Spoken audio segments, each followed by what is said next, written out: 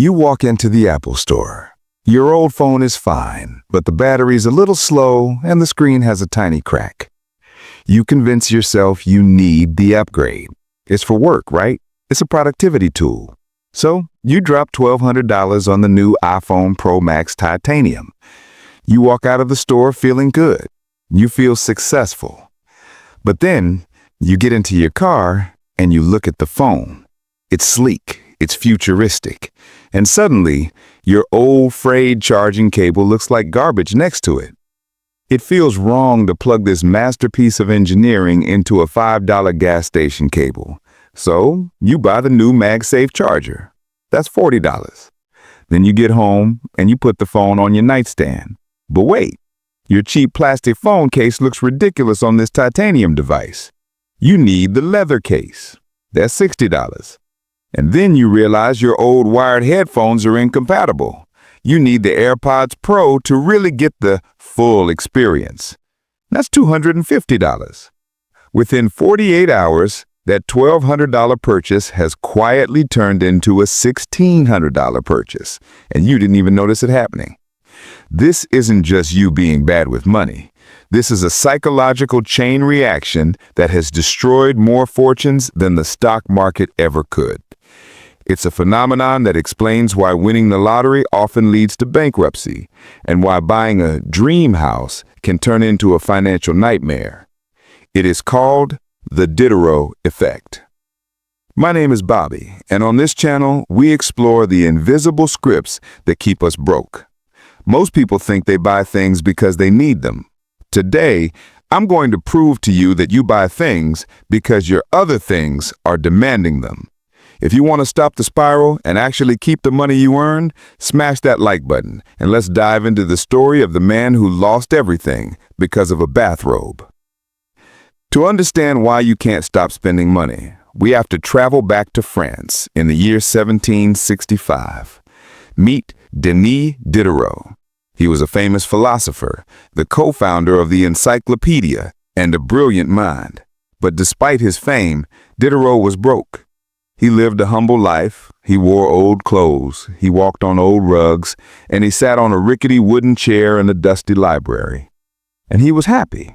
He was content. But then, everything changed. Catherine the Great, the Empress of Russia, heard about Diderot's financial struggles. She was a fan of his work, so she offered to buy his library from him for a massive sum of money, roughly the equivalent of $50,000 today, while letting him keep the books. Suddenly, Diderot was rich. So what did he do? He did what any of us would do. He treated himself. He went out and bought a beautiful, expensive scarlet dressing gown, a luxury robe fit for a king. He brought it home, put it on, and looked in the mirror. He felt elegant. He felt wealthy. But as he sat down at his desk to write, he noticed something bothering him. The robe was magnificent, but his desk? His desk was scratched, rotting, and covered in ink stains. The contrast was painful. The desk didn't match the elegance of the robe. So he replaced the desk. He bought a beautiful mahogany writing table. He sat down again. Now the robe and the desk looked great together. But as he looked down at the floor, he realized his old threadbare rug looked like a rag compared to the mahogany table. It was an insult to the room. So he brought a plush, expensive Damascus rug. You can guess what happened next. The rug made the curtains look cheap. He replaced the curtains. The curtains made the chair look like firewood. He bought a leather armchair. He bought new paintings, new sculptures, new mirrors. He spent months obsessing over the unity of his room. He systematically replaced every single object he owned until the entire environment matched the quality of the scarlet robe. And at the end of it, Denis Diderot was broke again. He later wrote a famous essay titled "Regrets on Parting with My Old Dressing Gown." In it, he wrote this haunting line: "I was the absolute master of my old dressing gown, but I have become a slave to my new one." This is the Diderot Effect. The introduction of a new possession into a consumer's existence will often result in a process of spiraling consumption. We think we own our things, but in reality, Our things own us. Now you might be thinking, okay, Bobby, that's a nice story about a French guy from 300 years ago, but I don't wear scarlet robes. How does this apply to me? It applies to you every single day. The Diderot Effect is actually more dangerous today than it was in 1765 because modern marketing is designed to trigger it weaponized precision. Let's look at the fitness identity spiral. Let's say you decide to get in shape. You buy a Peloton bike. That's a big purchase, maybe $1,500. You tell yourself, this is an investment in my health. But when the bike arrives, you realize you can't ride it in your old baggy cotton t-shirt and gym shorts from high school.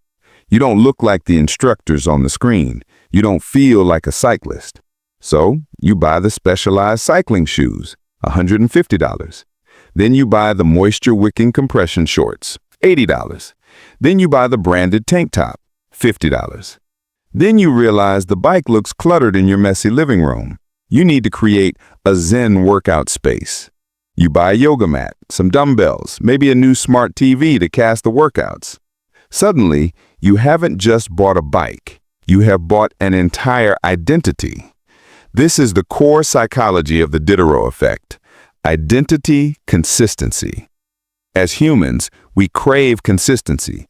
We want our external world to match our internal self-image. When you buy a high-status item, like a luxury car or a designer handbag, you are upgrading your identity. If you view yourself as a Honda Civic person, you're comfortable wearing jeans and eating at McDonald's. But if you stretch your budget to buy a Porsche, you have shifted your identity. You are now a Porsche person. And Porsche people don't wear scratched sunglasses. Porsche people don't have cheap IKEA furniture. Porsche people don't eat off paper plates. The car acts as the anchor item. It sets a new baseline for your entire life. And every other item in your life that falls below that baseline creates psychological tension. It feels wrong. So, to relieve that tension, you upgrade everything else. The car forces you to upgrade your wardrobe. The wardrobe forces you to upgrade your vacation spots. The vacation spots force you to upgrade your luggage. You aren't spending money because you want to. You are spending money to maintain coherence in your story. This is why the fake it till you make it advice is actually financially toxic. If you fake it by buying a Rolex before you can afford it, that Rolex is going to demand a suit, a car, and a dinner tab that will bankrupt you. Let's break down the math of the chain reaction cost. Most people calculate the cost of an item in isolation. They look at the price tag and say, can I afford this $500 item? This is the wrong way to think. You need to calculate the chain reaction cost. Let's take the classic example, home renovation.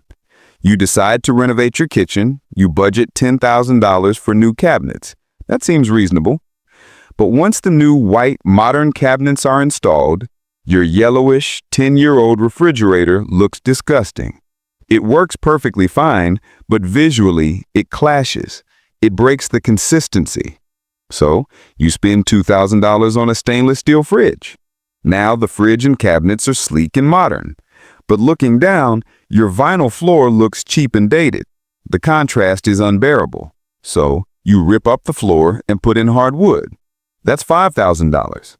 Now the kitchen is a masterpiece. It looks like a magazine cover, but it's an open concept house. So when you stand in your beautiful new kitchen and look into the living room looks like a dump. The old brown sofa looks sad. The paint looks dull. The kitchen renovation has leaked into the living room. You end up painting the whole downstairs and buying a new sectional. The final cost? It wasn't $10,000. It was $35,000. The $10,000 cabinets were the scarlet robe. They were the anchor that made everything else look inadequate. If you had kept the old cabinets, you never would have noticed the floor. You never would have hated the fridge. You were happy with them before. The upgrade created the dissatisfaction. This brings us to a terrifying realization. Upgrades are often downgrades in disguise. When Diderot had his old robe, he didn't worry about ink stains. He used it to wipe his pen. It was functional. He was the master of it. When he got the new robe, he became terrified of ruining it. He became stiff. He lost his freedom. When you buy a new, brand new, expensive white couch, you stop letting your friends drink red wine in the living room. You stop letting the dog jump up. You stop living in your living room because you are servicing the object. You become the curator of a museum, not the resident of a home. So, how do we stop this? How do we break a psychological pattern that is hardwired into our brains? We can't just live in a cave and never buy anything nice. That's not realistic. But we can build firewalls to stop the spiral. Here is my 3-step defense strategy against the Diderot effect. Strategy number 1. Predict the chain reaction. Before you buy any upgrade item, a new car, a new console, a new suit, you must pause and ask yourself, what else will this item demand? If you buy the PS5, will it demand a 4K TV to see the graphics properly? Will it demand an extra controller? Will it demand a subscription to PlayStation Plus? Write down the full system cost, not just the item cost. If the PS5 is $500, but the system cost is $1,500, can you afford the $1,500? If the answer is no, do not buy the anchor item. You are inviting a vampire into your house. Strategy number 2, the buy one, give one rule. The Diderot effect thrives on accumulation. We add the new thing, but we keep the old things, and then we try to make them match. You need to cap your inventory. If you buy a new pair of sneakers, an old pair must leave the house. Donate it, sell it, or trash it.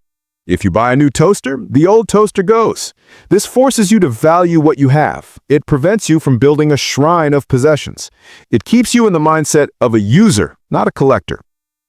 Strategy number 3, practice strategic downgrading. This is the nuclear option, but it works. Sometimes the only way to reset your baseline is to deliberately downgrade a visible part of your life. Drive a slightly older car than you can afford. Wear a watch that is simple and functional. When your anchor items are humble, you feel zero pressure to upgrade everything else.